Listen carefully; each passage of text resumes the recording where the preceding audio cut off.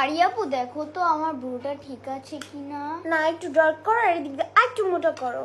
আচ্ছা भीगे होठ तेरे प्यास।